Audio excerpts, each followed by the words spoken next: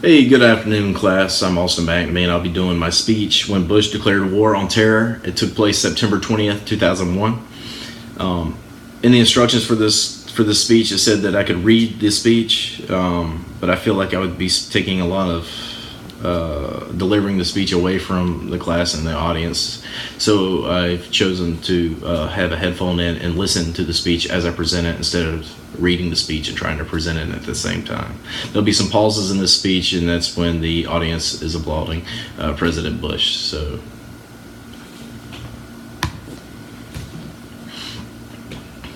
enemies of freedom committed an act of war against our country.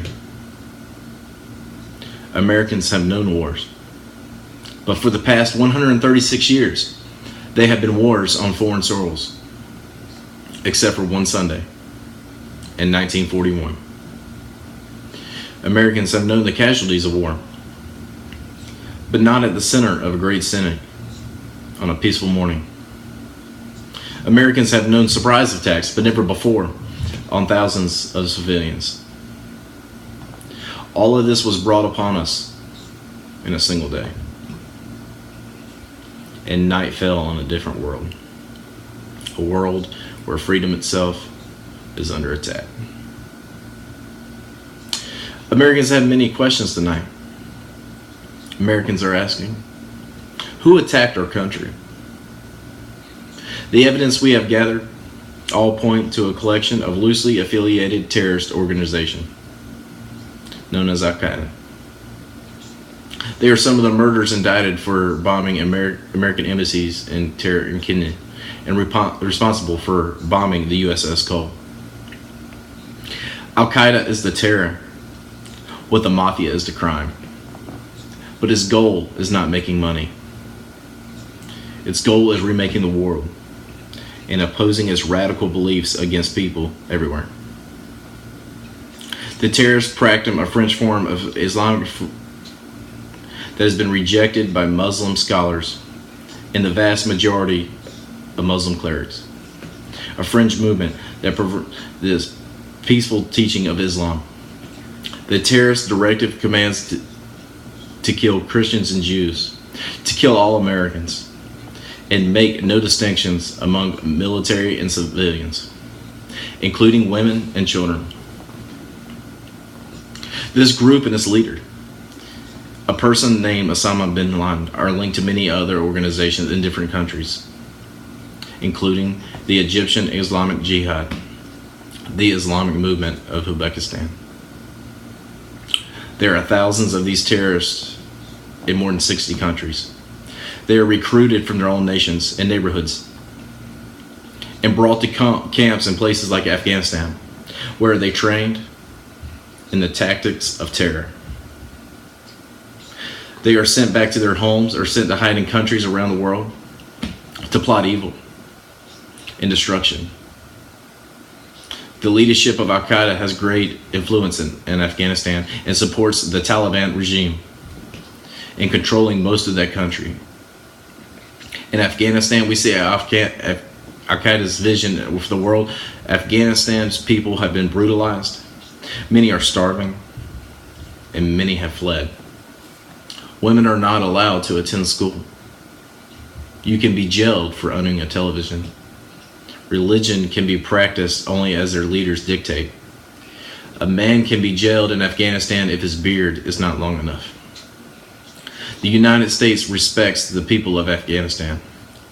After all, we are currently its largest source of humanitarian aid, but we condemn the Taliban regime.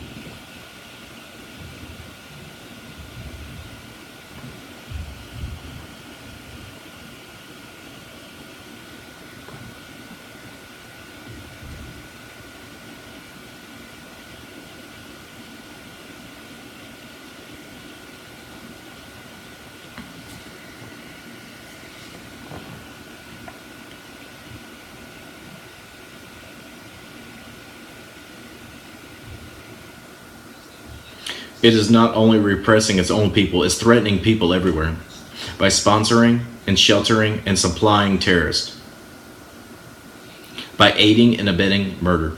The Taliban regime is committing murder.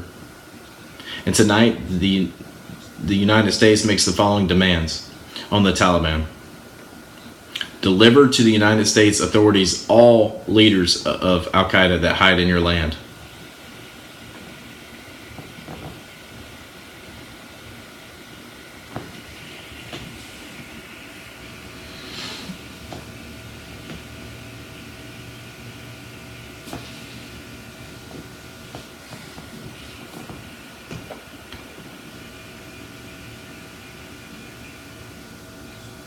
Release all foreign nationals, including American citizens that you have unjustly imprisoned.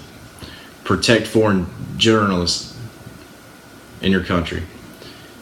Close immediately and permanently every terrorist training camp in Afghanistan, and hand over every terrorist and every person in the support structure to appropriate authorities.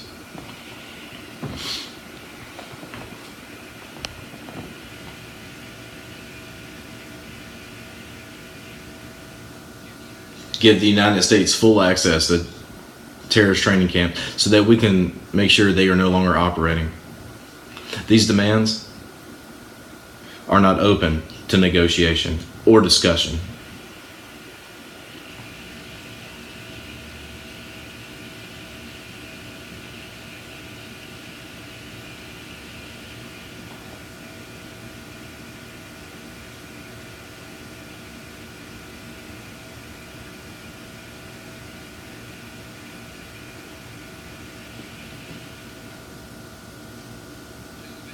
The Taliban must act and act immediately. They will hand over the terrorists, or they will share in their fate. I also want to speak tonight directly to Muslims throughout the world. We respect your faith. It's practiced freely by many millions of Americans and by millions more in countries that Americans count as friends. Its teachings are good and peaceful.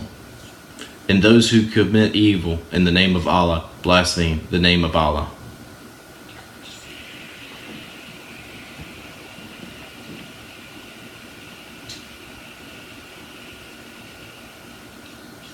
The terrorists are traitors in their own faith, trying in fact to hijack Islamic faith. The enemy of America is not our many Muslim friends, is not our many Arab friends. Our enemy is a radical network of terrorists and every government that supports them.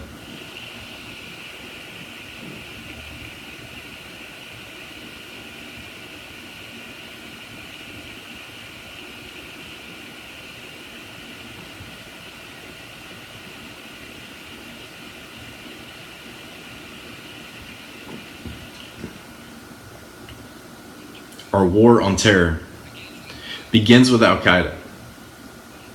But it does not end there. It will not end until every terrorist group of global region has been found, stopped, and defeated.